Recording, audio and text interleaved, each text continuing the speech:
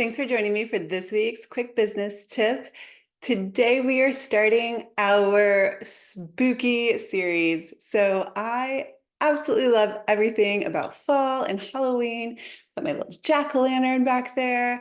I am ready to go, and I wanted to do a special series about all of the spooky things having to do with marketing, sales, and just generally running your own business. So today we are going to talk about the web of lies. We are going to unveil some marketing myths that are ruining your success and scaring you into believing that you just can't do it.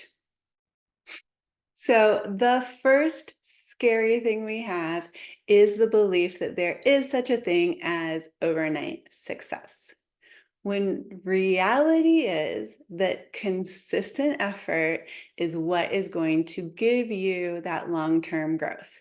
Even when you see people that it seems like they kind of came out of nowhere and just one day they were this like everywhere, selling everything, incredibly successful, that person has probably spent, I mean, and I've never met anyone who hasn't, years and years and years working up to that point where they just seemingly came out of nowhere and became that overnight star. So what does consistent effort look like? It's going to be different for every business, every person, every goal. But just to give you an idea, consistency for me right now is spending 1 hour every day, 5 days a week, posting on 3 social media platforms, engaging with my audience, responding to DMs. And by engaging, I'm talking about like reading, responding, liking, sharing, commenting on their posts, only the ones that speak to me. I'm also posting stories 3 days a week. I do a weekly podcast and a weekly YouTube video. I attend 2 in-person networking groups a month with at least one virtual. I regularly schedule speaking opportunities where I am talking to people in my target audience. I do guest podcasting. I send weekly nurture emails to my leads and my current and past clients, in addition to regular, thoughtful outreach to my Dream 100 list of clients. Now, while this list seems like a lot, it's also very, very, very, very manageable. My podcast and my YouTube channel are the same.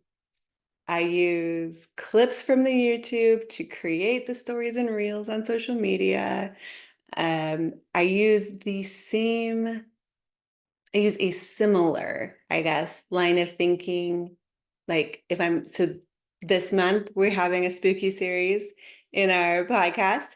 And this month I'm also going to expand. So it's not like it's a verbatim email to my clients, but I'm expanding on the same ideas that I'm talking about. So I'm not creating 1,000 different things that I'm talking about.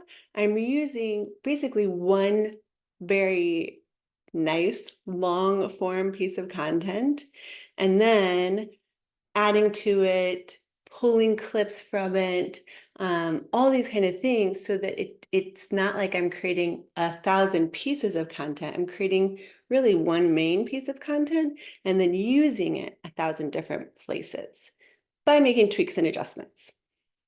So hopefully that makes sense and makes the consistency feel a little more doable. But I also want to let you know that I have been at this for about 15 months now. This type of like this level of consistency, especially with my personal branding, for 15 months.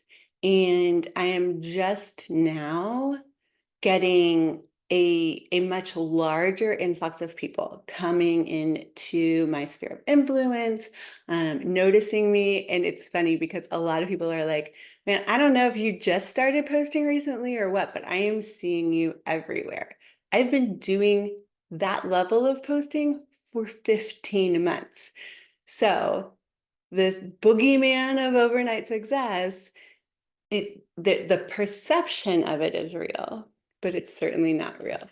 Um, the second spooky thing that we're talking about today is the perfect piece of marketing. I'm going to tell you right now, I have been working in the marketing industry for over 24 years. And perfection doesn't exist. Marketing isn't black and white. You're never going to get it absolutely perfect. There's always room for improvement. It's an art and it is trial and error. And so it is so important to just embrace that imperfection because done is better than perfect. If you are tweaking and reshooting videos and reworking your lead magnet and spending 2 hours on one social media post to get it perfect, you have just wasted so much time. And if you go back and look at a video that you produced or one of your stories or the last free training that you offered, and you think that it's amazing, chances are you probably waited too long to do it in the first place. Messy is good. Messy is real. People can relate to messy. And even if your target audience feels like they have it all together and they're perfect and everything else, they're still human. When it comes down to it, we're all humans selling to other humans, and the messy and the authentic and the just get it out there and get it done is going to get you a lot farther than waiting and editing and trying way too hard to make it perfect, because the reality is it's never going to be perfect. So get over all the spooky that you're feeling in there, jump right into your uncomfortable zone and put out whatever it is that you've been putting off. Now, our third scary for today is vanity metrics. So we all know that it is such a huge high when you see your likes and your comments going through the roof. And Facebook and Instagram and LinkedIn are all there to help remind you how amazing it is that your impressions are up 70% from last week. But the reality is, likes and comments and shares and follows don't pay the rent. You really need to get over all the fangirl metrics and really focus on meaningful engagements, building relationships with the right people, and using those connections to drive sales. But be on the lookout for commission breath, because it's really easy for people to say, okay, cool, I'm not going to focus on vanity metrics. I'm going to build engagement. And by building engagement, they tend to just what I call vomit pitch. So like the first message is like, hey, I saw that you're following me on LinkedIn. Thanks so much. Here's what I do. Are you ready to buy? That's not how we make relationships, right? Like, would you ever walk up to somebody in a restaurant or at a wedding and say, hey, I saw that like you were sitting on the bride's side. Me too. I'm in marketing. Do you want to buy my program? Like, nobody does that. So why are so many people in such a hurry to do it when it comes to social media or when it comes to some other kind of online engagement? Why are we all programmed to do it when we show up at networking events? This is just like, don't. So stay away from the scary vanity metrics, but also don't fall into commission breath. There is a middle ground where you are building long-term relationships, really listening to your followers and your engagement, and seeing if there's anything that you can offer them that is going to fix a problem that they're telling you they have. Now, I'm not saying don't ever make the sale, because you'll also hear me in other videos talking about you need a clear call to action. I'm actually going to talk about it in this episode. A clear call to action is absolutely necessary. You have to tell them what comes next, but it shouldn't be the first thing that comes out of your mouth either. So there's a balance. And this goes back to marketing and sales being an art and being trial and error and being something that you can always make improvements on. So we've gone through 3 scaries today so far. First, we have the myth of the overnight success. Second is the myth of the perfect marketing piece. And the third is vanity metrics. Now on to number 4, we have bright shiny object syndrome. This is when you watch a webinar, watch a YouTube video, go to a training, see some kind of probably paid ad on social media, and think, that's it. That is the thing that is going to make all of the difference in my business. The reality is it's not. It's just a lie. It's the boogeyman that's hiding under your bed. It's the clown that's back in the corner, like telling you, "Come here, pretty girl. I have a balloon and candy for you." It's a distraction. And it is much, much better if you stay focused on one core strategy that you know will work. Here's the trick. How do you know that your strategy is going to work? The best way is to learn from someone who's done what you are trying to do. So whether they've done it themselves, whether you are learning from colleagues, other leaders in your industry that have gone before you and they are further along than you are, or if you are learning from a company, a consultancy, an agency that has worked with other businesses in your industry and gotten them to a place that you want to be, that's how you know. That's the one of the only ways to know for sure that your strategy is going to work. And the strategy that I teach my clients is that you need to choose one. Choose one target audience. Choose one social media platform when you're starting out. Now, I work on 3 right now, but I've been doing this for 24 years. So start with one target audience, one platform, one core message. So it's not like it's the only thing that you're ever going to say, but you're always going to come back to that one core message. Everything else comes off of that one core message. You're going to have one core call to action. For me, it's schedule a strategy session. And I even had someone come to my website and be like, "Oh, well, you like, it seems like all you have on here is schedule a strategy session." I think, yeah, that's the next step. That is the only next step. Now, I do have some what we call transitional call to actions, which are actually lead magnets.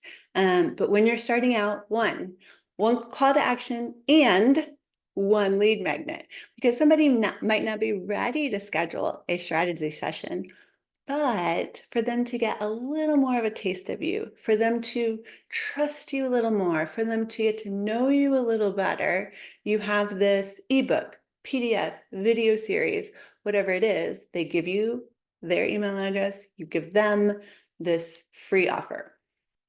But choose one of each of these that all align with each other.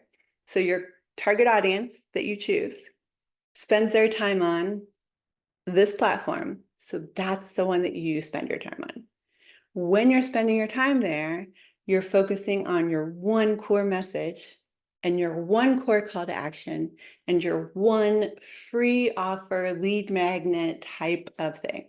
If you just choose one of all of those and see it all the way through, obviously keep improving on it. Learn from conversations that you're having with your target audience. Maybe they want something that your lead magnet isn't providing. So maybe you need to tweak your lead magnet, adjust it, change it, completely turn it on its head. But stay in that lane. Don't get distracted by all of the pretty signs and the exits on the highway, right? This is the lane, and this is what's going to get you there. And then when you feel like you've become the go-to expert, you've got this. You're on cruise control. You've set your hands-free situation on your Tesla. You are just like coasting down the highway, right? Then you can go back in and you can choose one more. So maybe you keep the same target audience, but add a platform. Maybe you add a different lead magnet. Maybe you want to expand into a new target audience.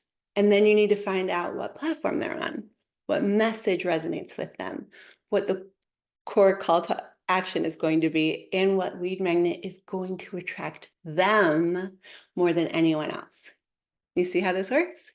So it doesn't have to be scary, but let's try to avoid bright, shiny object syndrome as much as possible. The last spooky scary that we have for today is the thought process that I'm not good enough, I can't do this. And we are just going to shove that thought out the 13th floor window, okay? We don't want anything to do with imposter syndrome, but imposter syndrome is one of the most tenacious mindsets that exists out there. Even businesses and business owners that have 7- and 8-figure businesses, imposter syndrome comes right back in that window that they shoved it out of multiple times before. So just remember, it happens to everyone. You've got this. You are so much better than you think you are. You have put in the time, the effort, you've invested in yourself and your business, and imposter syndrome can just take a hike. The other thing that is helpful to me when I start feeling imposter syndrome is that I know that there are other marketing agencies out there that are not really taking care of their clients. They are using a lot of AI. They are leaning heavily on cookie cutter type tactics. They are not creating for their clients what I can create for them. Not because I'm special, just because I care deeply. And I have spent almost my entire life invested into this focus.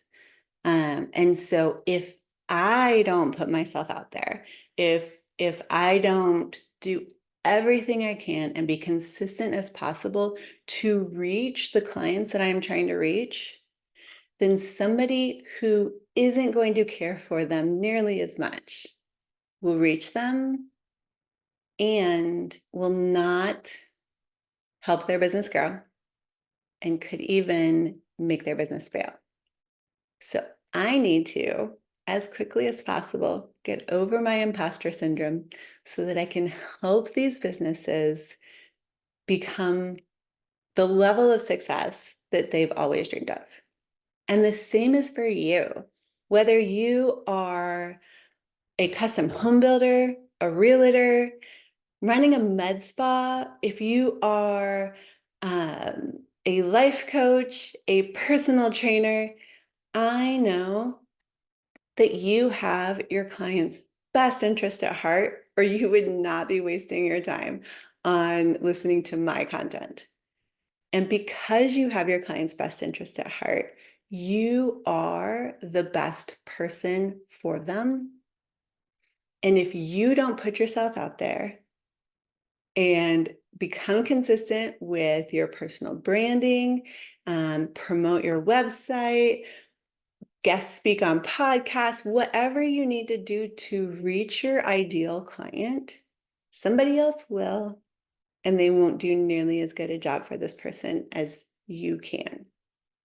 So let's review really quickly the 5 spooky scaries that we are just gonna not deal with for the rest of the year, right? We are going to stop believing that there is such a thing as overnight success.